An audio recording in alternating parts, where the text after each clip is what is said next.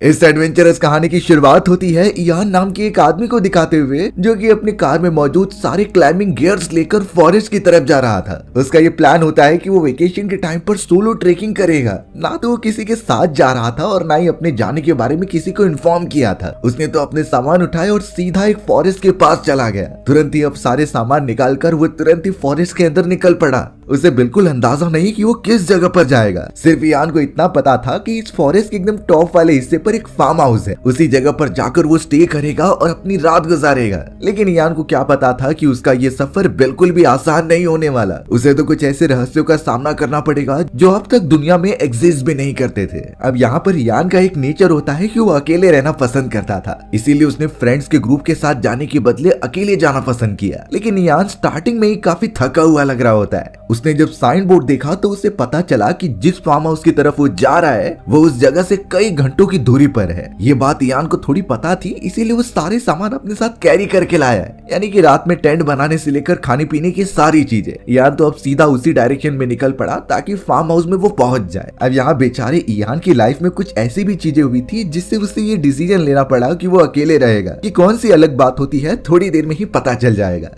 अब लगातार इयान को चलते हुए एक कपल दिखाया जाता है। वो हस्बैंड वाइफ एक दूसरे की फोटोज क्लिक करते हुए काफी एंजॉय कर रहे थे। लेकिन इयान जो अकेले रहना पसंद करता है वो साइड में जाकर छुप गया। वो तो चोरी चुपके दोनों ही हस्बैंड वाइफ को देखने लगा। उसे अपनी प्राइवेसी डिस्टर्ब नहीं करानी थी, इसीलिए वो उनके पास जाता ही नहीं, दूर से देखते रहता है। जिसके थोड़ी देर बाद दोनों कपल वहाँ से चले गए थे। अब इस पॉइंट पर इयान को काफी भूख लग रही होती है, तो वो एक जगह पर बैठकर अपना लंच निकालने लगता है। तभी अचानक उस जगह पर झाड़ियों में से कुछ आवाज आई और निक नाम का एक आदमी उसके सामने खड़ा हो जाता है। वो भी उसी की तरह ट्रेकिंग के लिए आया था और जब उसे ये बात पता चली तो इयान से वो कहने लगा कि हम साथ चलते हैं। इयान निक को सामने देखकर काफी डर गया था, क्योंकि वो अकेला ही रहना पसंद करता है। साथ ही साथ वो बहुत ही ज्यादा सॉफ्ट हार्टेड है। इयान के मना करने के बावजूद भी निक उसका साथ छोड़ता नहीं और साथ में फार्म हाउस चलने के लिए कहता है। निक के पास कुछ ऑप्शन नहीं है, वो बहस ज्यादा नहीं कर सकता था, इसीलिए अब वो दोनों एक साथ ट्रेकिंग करने के लिए चले जाते हैं। निक का बिहेवियर इयान से एकदम अलग था। वो रास्ते पर इतना ज्यादा बात करता कि इयान परेशान हो जाता।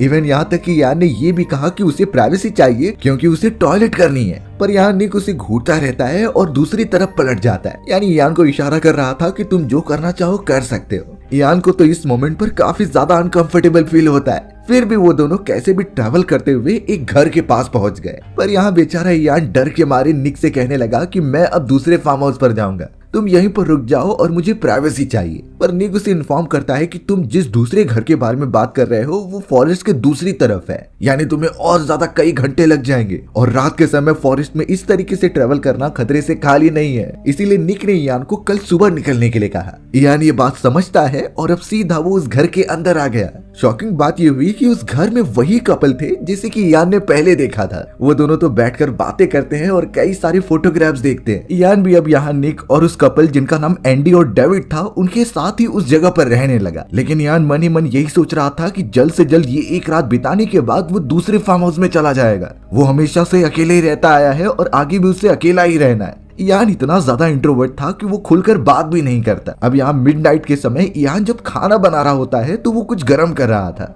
उसे बहुत ज्यादा भूख लगी थी, लेकिन तभी उस जगह पर निक आ गया। इयान काफी ज्यादा पैनिक हो जाता है, इसीलिए उसने वो गर्म किया हुआ खाना आधा पका ही निकाल दिया। निक इयान की ये हरकत देखकर एकदम चौंक जाता है, पर उसने बड़े प्यार से वापस कंटिन्यू करने के लिए कहा। इयान अभी भी डरा हुआ था, लेकिन फिर भी वो कैसे ही खाना गर्म करता है, पर अब की बार उसने खाना जला दिया था। वहाँ पर तो काफी आग भी लग चुकी थी जिसे सभी आकर बुझा देते हैं। इस मोमेंट पर इयान को लगने लगा कि वो इन लोगों पर बोझ बनते जा रहा है, क्योंकि वो ऐसे दोस्तों के बीच में पहले कभी नहीं रहा और जब तक वो रहेगा गलती करता रहेगा। इयान बहुत ही डरा हुआ सीधा बाहर भाग जाता है। उसने अपने सामान उठाए और ये डिसाइड किया कि वो रात भी नहीं देखेगा और जल्द से जल्द उन लोगों से दूर चला जाएगा। पर इयान उस घर के जैसे ही थोड़ी दूरी पर गया तो उसे कुछ आवाज आई। ये आवाज झाड़ियों के बीच में से आ रही थी और जैसे ही इयान की नजर उस जगह पर गई तो उसने कुछ परछाई देखी। ये परछाई किसी अजीब से जानवर की थी जो लगातार उसे ही घूर रहा था। अब इयान जो पहले से ही इतना डरपोक है वो तो ये सारी चीजें देख ही नहीं पाता और सीधा अपने बाकी साथियों के पास आ जाता है। बाहर की तरफ डेविड बैठा हुआ था जिससे कि इयान ने सब बताया। वो कह रहा था कि फॉरेस्ट में कोई बड़ा सा जानवर मौजूद है जो हमें देख रहा है, पर डेविड इसे एक्सेप्ट नहीं कर रहा था और कहता है कि ये सारी चीजें बेकार की बातें हैं।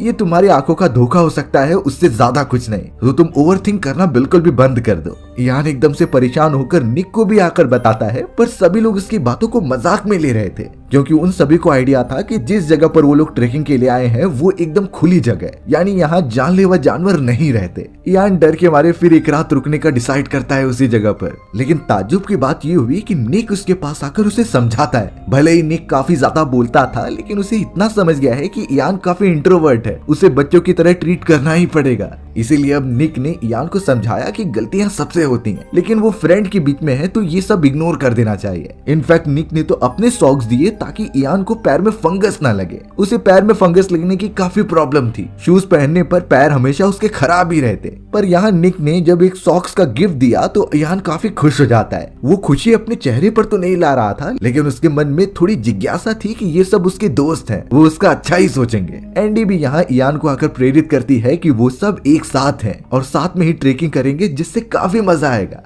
इस मोमेंट के बाद से ईयान को लगने लगा कि वो इन लोगों के साथ सेफ है, उसे तो अब इनके साथ ही आगे बढ़ना चाहिए। सुबह होने पर वो चारों अपने सामान पैक करके निकल पड़ते हैं फॉरेस्ट में ट्रेकिंग के लिए। निक और डेविड को कई बातें पता थी, तो वो उन्हें समझाते चलते कि फॉरेस्ट में सरवाइव कैसे करना है। इवन तो ईयान भी उनकी बातें सुनता और उन चीजों को अप्लाई करता है। रास्ते में वो सभी अपने अपने बारे में बता रहे होते हैं, लेकिन ईयान शांत रहता है। उसे पता नहीं क्यों अपनी पर्सनल लाइफ के बारे में इंटरफेयर करना बिल्कुल पसंद नहीं। थोड़ी देर के अंदर ही उन्हें एक रिवर दिखाई दी और निक तो उसके अंदर जाकर मछलियां पकड़ने लगा। एंडी और डेविड किनारे पर ईयान के साथ बैठे हुए थे और वो लगातार उसकी पर्सनल लाइफ के बारे में पूछते हैं। इतना ज्यादा इंसिस्ट करने पर ईयान ने आखिरकार बता ही दिया कि कई साल पहले वो एक मैरिड हुआ करता था, लेकिन उसके लाइफ में कुछ ऐसे कॉन्सिक्वेंसेस हुए जिससे कि अब वो अकेला है। उसकी वाइफ उसके साथ नहीं रहती और अलग हो चुकी है। तब से ईयान काफी डरता है किसी भी चीज से रिलेशन बनाने के लिए। वो यही सोचते रहता है कि एक पॉइंट के बाद जब उसका कनेक्शन बिल्ड हो जाएगा और अगर वो चीज उसे छोड़कर चली जाएगी तो उसे बहुत बुरा लगेगा। एंडी और डेविड इन चीजों को अच्छी तरीके से समझ रहे थे, इसीलिए वो ईयान को सपोर्ट करते हैं। अब यहाँ एंडी एक इम्पोर्टेंट बात कहती है कि उसने अभी तक इस फॉरेस्ट में किसी भी पक्षी को नहीं देखा। जैसे लग रहा होता है कि सारी पक्षियां एकदम से गायब हो चुकी हैं। और अगले ही मोमेंट में डेविड ने बताया कि कल ट्रेवलिंग के दौरान उसे पक्षी की डेड बॉडी दिखाई दी थी। ऐसा लग रहा था कि किसी दूसरे जंगली जानवर ने उस पर हमला किया हो। निक भी यहाँ इन चीजों को काफी गहराई में सोचने लगता है, यानी बहुत ही बड़ा खतरा जो इनके ऊपर आने वाला है उसकी शुरुआत भी हो चुकी है। ईयान के बारे में और ज्यादा पूछने के बाद एक पॉइंट पर वो बहुत पैनिक होने लगा और बिना कुछ उन्हें बताए वापस फॉरेस्ट में जाने लगा।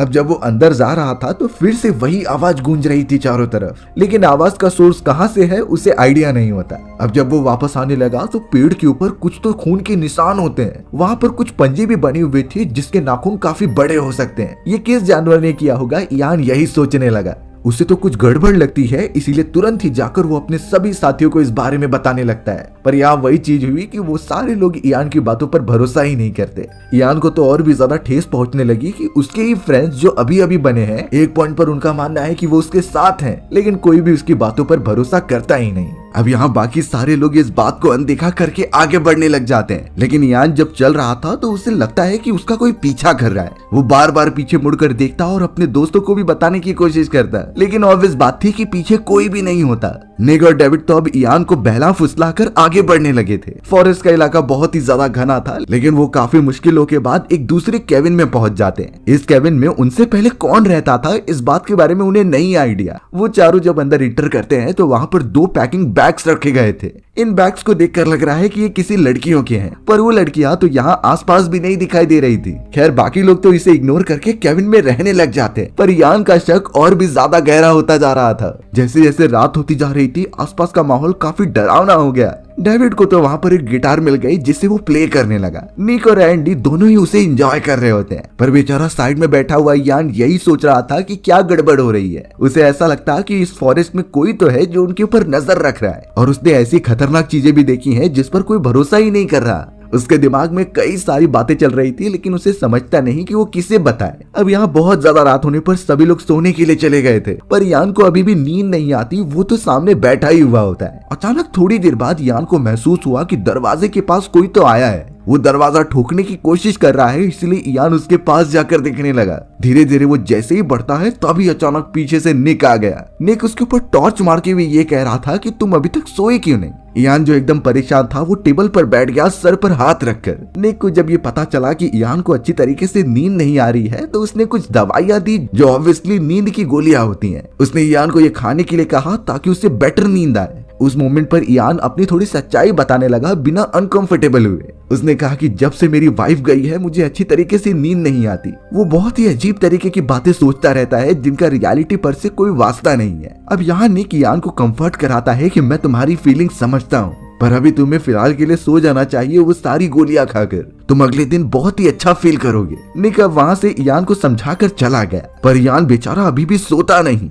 वो जब कमरे में घूम रहा था तो उसकी नजर उन्हीं दो लड़कियों के बैग पर गई। अब तो यहाँ वो खुद को रोक नहीं पाता उन बैग्स को जाकर चेक करने के लिए, इसीलिए अब डायरेक्टली एक बैग को वो ओपन करता है और अलग अलग चीजें देखता है। थोड़ी छानबीन करने पर उसे एक कैमरा मिला। उस कैमरे को जल्द से जल्द वो ओपन करता है और उसमें फोटोज देखने लग जाता है। उसमें तो साफ दो लड़कियों की फोटोज होती हैं जो उनके ही तरह हाइकिंग के लिए आई थी। इयान उस कैमरे में और भी सारी उनकी फोटोज देखने लगा जिसमें वो काफी एंजॉय कर रहे थे, पर एक फोटो ऐसी होती है जिसमें उन लड़कियों के ठीक पीछे कोई तो खड़ा था और शायद वो उनके ऊपर नजर भी रख रहा है। इयान ने जब उसे जूम करके देखा तो पता चला कि ये कोई और नहीं बल्कि निक है जो उन्हें बहुत ही अजीब तरीके के वे में देखता जा रहा है। और निक के चलने के डायरेक्शन को देखकर लगता है कि वो उन दोनों लड़कियों की तरफ ही बढ़ रहा है। अब यहाँ इयान ने इतनी सारी स्लीपिंग पिल्स खा ली थी कि उसे नींद आने लगती है। वो तो सीधा बेहोश होकर उसी जगह पर सो गया। अब यहाँ सुबह होने पर जब वो अपनी आंखें खोलता है तो उसके ऊपर किसी ने चादर उड़ा कर रखी थी। सामने की तरफ अब एंडी आ जाती है जो इयान को कह रही थी कि तुम इस जगह पर क्या कर रहे हो। इयान भी नहीं समझता कि वो इस जगह पर कब सो गया। थोड़ी ही देर में उस जगह पर निक और डेविड भी आ जाते हैं। इयान तो एंडी को सब कुछ बताता है कि कैसे कल रात उसे नींद नहीं आ रही थी और निक ने उसे सोने की पिल्स दी होती हैं। निक भी आकर कह रहा था कि तुम बहुत ज्यादा थक चुके थे इसीलिए मैंने तुम्हें उठाया नहीं।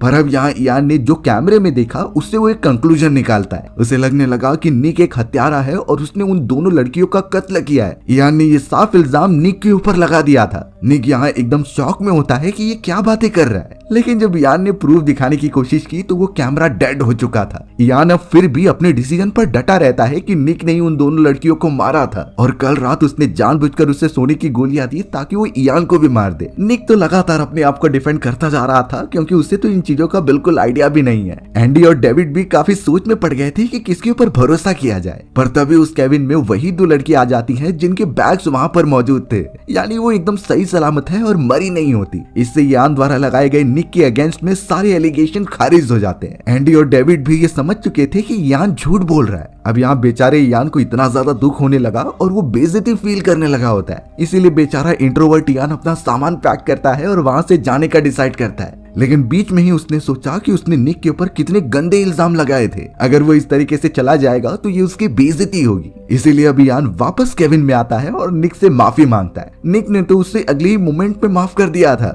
निक तो कहने लगा कि वो उसे अपने भाई की तरह समझता है जो अभी धीरे धीरे बड़ा हो रहा है। निक तो इयान को चिल रहने के लिए कहता है और एंजॉय करने के लिए बोलता है क्योंकि उसकी बातों को उसने बिल्कुल भी सीरियसली नहीं लिया।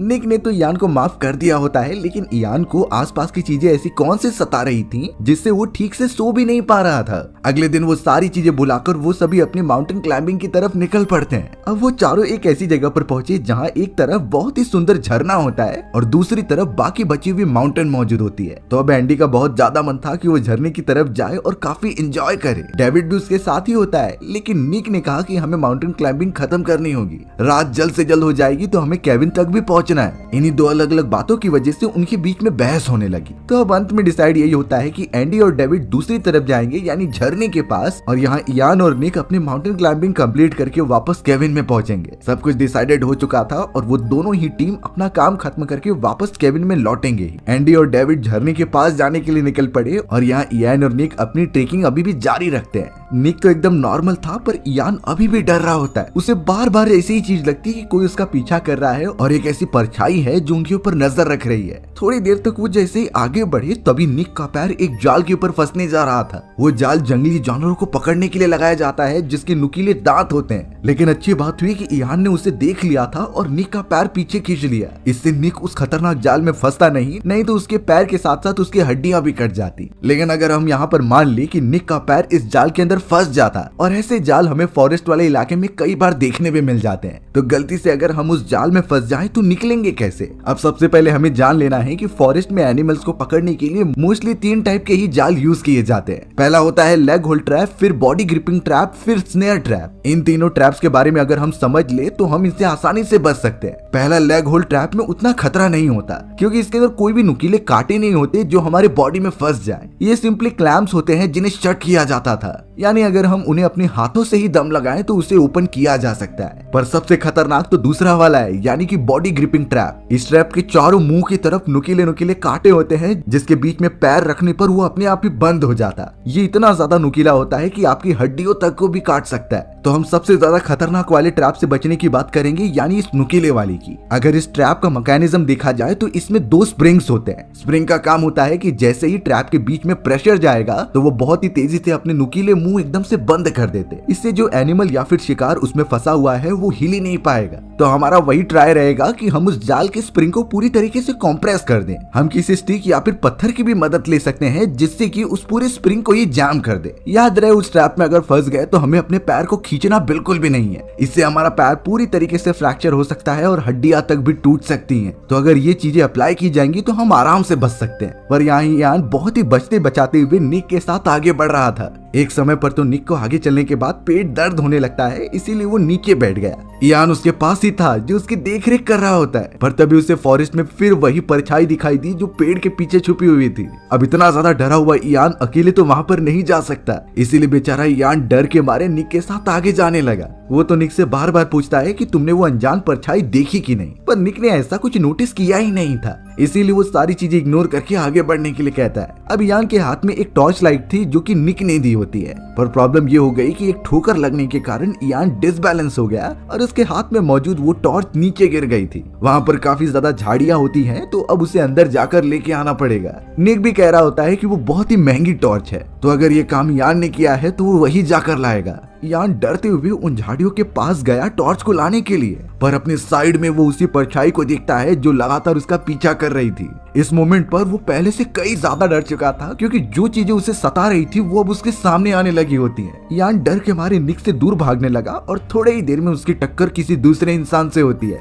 ये कोई और नहीं बल्कि एंडी और डेविड थे जो अपना काम खत्म करके आ रहे होते हैं। इयान इतना ज्यादा पैनिक हो गया कि वो सभी उसे कंफर्टेबल फील कराते हैं और कैसे भी करके अपने केबिन में वापस लेकर आ जाते हैं। बेचारा यान डरा हुआ साइड में बैठा हुआ था और बाकी तीनों एकजुट होकर यही बात कर रहे थे कि आगे अब वो यान को नहीं लेकर जा सकते। उसका दिमागी संतुलन बिल्कुल भी ठीक नहीं है और अगर कुछ चीज ज्यादा हो जाए तो उससे हार्ट अटैक भी आ सकता था। उन्हें इतना समझ गया होता है कि यान एक नर्म दिल का इंसान है, तो अब यही डिसाइड किया गया कि निक यान के साथ जाएगा उस नीचे वाले पोस्ट की तरफ जहाँ पर वो उसे घर छोड़ कर आएगा। निक को जब ये बातें बताई गई तब उसने भी मान लिया था कि उसकी ही गलती है। वो इतना ज्यादा डरपोक है तभी उसे अजीब चीजें दिखाई दे रही हैं। तो अब ज्यादा चीजें ना सोचते हुए यान निक के साथ निकल पड़ता है नीचे जाने के लिए। कई देर तक नीचे चलते रहने के बाद एक मोमेंट पर वो काफी थक गए और जब वो दोनों बैठे थे तो यान निक को थैंक यू कहता है क्योंकि उसकी सेफ्टी के लिए निक ने अपनी ट्रेकिंग ट्रिप एकदम से बेकार कर दी। इनफैक्ट यान ने तो निक के ऊपर गलत एलिगेशंस भी लगाए थे। फिर भी इन सारी चीजों के बावजूद निक उसके साथ खड़ा हुआ है। इन चीजों का यान बहुत ही ज्यादा शुक्रगुजार है।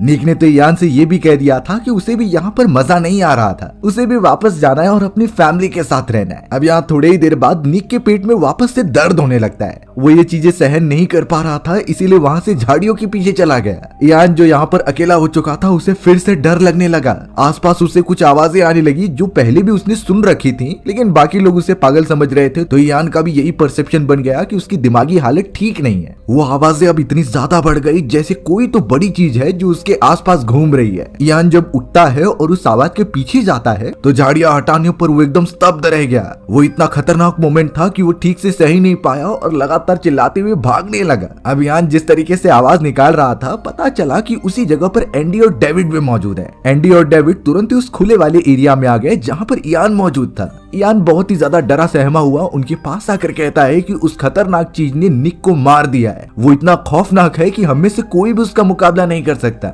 अब उसकी इतनी सारी बेतुकी बातें सुनकर एंडी और डेविड थक चुके थे। वो समझ नहीं पाते कि इयान का दिमागी संतुलन कब ठीक होगा, पर उन्हें निक कहीं दिखाई नहीं दे रहा था, इसीलिए दोनों ही शक करने लगे अब इयान के ऊपर ही, क्योंकि इयान ने पहले भी निक के ऊपर बहुत ही गंदे इल्जाम लगाए थे। एंडी और डेविड एक दूसरे से बात करना चाहते थे इस सिलसिले में, तो वो थोड़ा पीछे हट जाते हैं और कुछ देर बाद एक डिसीजन लेकर इयान के सामने आते हैं। डेविड ने तुरंत ही एक चाकू निकाल लिया और इयान के सामने पॉइंट कर दिया। यानी वो दोनों इयान को ही खतरा मान रहे थे उन सारी चीजों का। यानी वो पागल हो चुका है और इसी पागलपन में उसने निक को मार दिया है। डेविड ने तो उसे साफ कह दिया कि हम दोनों अब अलग रास्ते से जाएंगे। यानी वो इयान की रिस्पॉन्सिबिलिटी अपने ऊपर नहीं लेना चाहते। इयान बेचारा इस मोमेंट पर क्या कर सकता था, इसीलिए वो उन्हें कुछ कहता नहीं। एंडी और डेविड सीधा उस जगह से नीचे जाने के लिए निकल जाते हैं। थोड़ी देर तक चलने के बाद उन्हें अंदाजा हो गया कि वो रास्ता भटक चुके हैं। डेविड तो आसपास की जगह को छानबीन कर रहा था ताकि उन्हें सही रास्ता मिले। एंडी खड़ी होकर उसका वेट कर रही थी, पर तभी अचानक पीछे से कोई ऐसी चीज आई जो उसके बॉडी में ही घुस जाती है।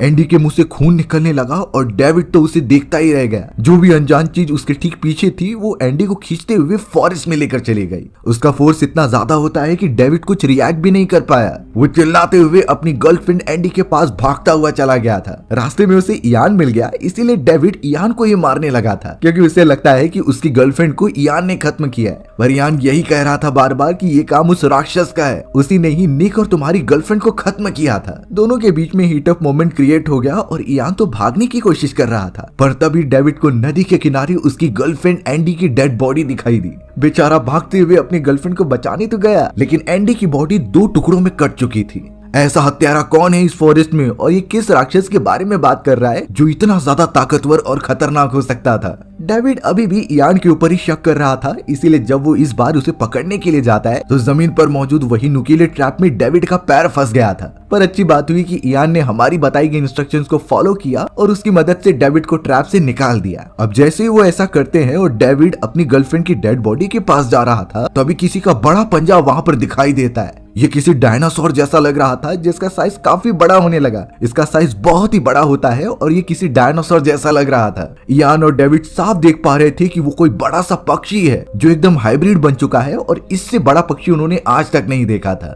वो राक्षस वाला पक्षी एंडी की डेड बॉडी को अपने साथ लेकर चला जाता है, यानी वो उसे पूरी तरीके से खाने वाला है। डेविड इतना घायल हो चुका था, इसीलिए इयान उसे पकड़कर केविन में लेकर आता है। कैसे भी करके वो दरवाजा बंद करते हैं और अब उन्हें सच्चाई पता है कि कौन सा बड़ा राक्षस इस फॉरेस्ट में है। यही रीजन था कि फॉरेस्ट में जितने भी जंगली जानवर और पक्षी मौजूद थे वो सब अचानक से गायब हो चुके होते हैं और मरे पड़े मिलते हैं, यानी यही राक्षस सभी को मार रहा था। डेविड तो यहाँ इयान से माफी भी मांगता है उस पर शक करने के लिए, पर इयान इसका बुरा नहीं मानता, क्योंकि एक समय पर उसे भी लग रहा था कि उसका दिमाग ठीक नहीं है। अब बहुत ज्यादा सर्च करने के बाद उसे एक कुल्हाड़ी मिल जाती है, यानी इस कुल्हाड़ी से वो अपनी प्रोटेक्शन कर सकता है। दोनों ही एकदम शॉक में बैठे हुए थे और यही डर उन्हें सता रहा था कि कहीं वो राक्षस उन्हें मारने ना आ जाए। आधी रात हो चुकी थी और इयान दरवाजे की तरफ देखता जा रहा था। धीरे धीरे अब कोई बड़ी परछाई विंडो से होते हुए दरवाजे की तरफ आती है। इयान ने डेविड को इन्फॉर्म कर दिया था और वो दोनों साइड में बैठे हुए थे। तभी अचानक दरवाजे पर दस्तक होने लगी। ये दस्तक ज्यादा देर तक नहीं चलती और अचानक पूरा दरवाजा ही टूट जाता है। ये कोई और नहीं बल्कि वही खतरनाक राक्षस वाला पक्षी था जो अब उन दोनों को भी मारने के लिए यहाँ पर आ चुका है। इयान के हाथ में वो एक्स मौजूद था जिससे वो अपनी प्रोटेक्शन तो करेगा,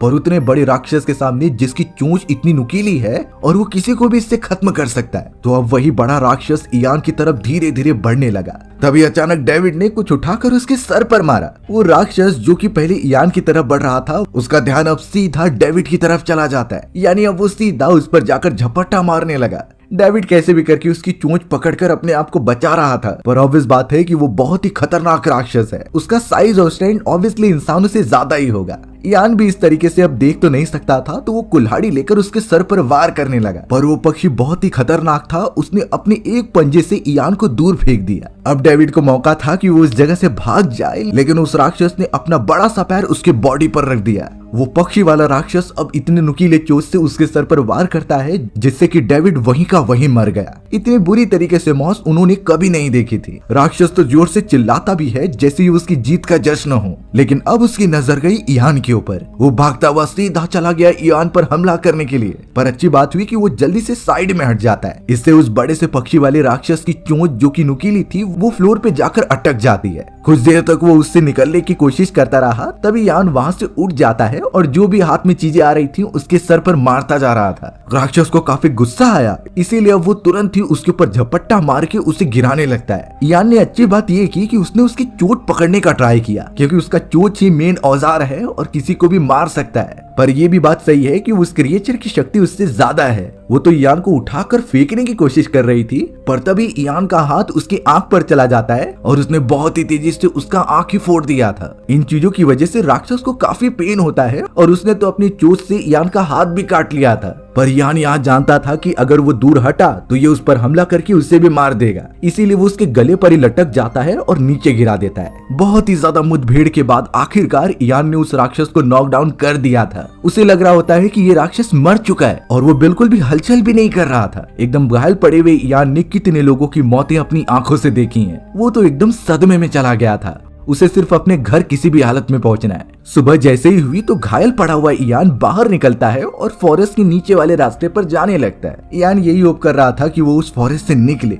पर अचानक उसके मुंह के ऊपर कुछ तो खून की बूंदें गिरने लगी। वो जैसे ही ऊपर देखता है तो पता चला कि ये वही दो लड़कियां हैं जो उनके केबिन में मौजूद थी और ट्रेकिंग करने आई थी। यानी उस खतरनाक क्रिएचर ने इन्हें भी मार दिया है। पीछे से अब फिर वही आवाज आती है और पता चला कि वो राक्षस जिंदा हो चुका है। यानी लास्ट टाइम वो पूरी तरीके से मरा नहीं था और अब वो वापस से इयान को मारना चाहता है। इयान फिर उस राक्षस से बचने के लिए दूर भागने लगा, लेकिन उसके बॉडी पर भी चोट लगी थी। ट्रैवल करते हुए वो एक ऐसी जगह पर पहुंचा जहां पर उस राक्षस के अंडे रखे गए थे। यानी इस फॉरेस्ट में अभी और भी ज्यादा इसके जैसे क्रिएचर्स हो सकते हैं। जैसे ही क्रिएचर को लगा कि वो उसके अंडे को तोड़ने जा रहा है तो वो इयान पर झपट्टा मारता है। इयान को भी क्रिएचर की कमजोरी पता थी, यानी उसकी चोंच, तो वो उसकी चोंच ही पकड़ लेता है और उससे बचने की कोशिश करता है। पर अब शायद उस क्रिएचर को भी पता चल चुका था और उसने सीधा इयान के पैर पर अपनी चोंच गड़ा दी। इयान को इतना पेन होता है कि वो सह नहीं पा रहा था, पर उसने फिर भी अपनी पैंट निकाली और उस पैंट के अंदर उसकी चोंच को फंसा दिया। पक्षी वाला क्रिएचर कुछ समझ नहीं पाता और एक अच्छा मौका ढूंढकर इयान भागने लग जाता है। उसने तो कार को भी ओपन करने का ट्राई किया, लेकिन वो बंद थी।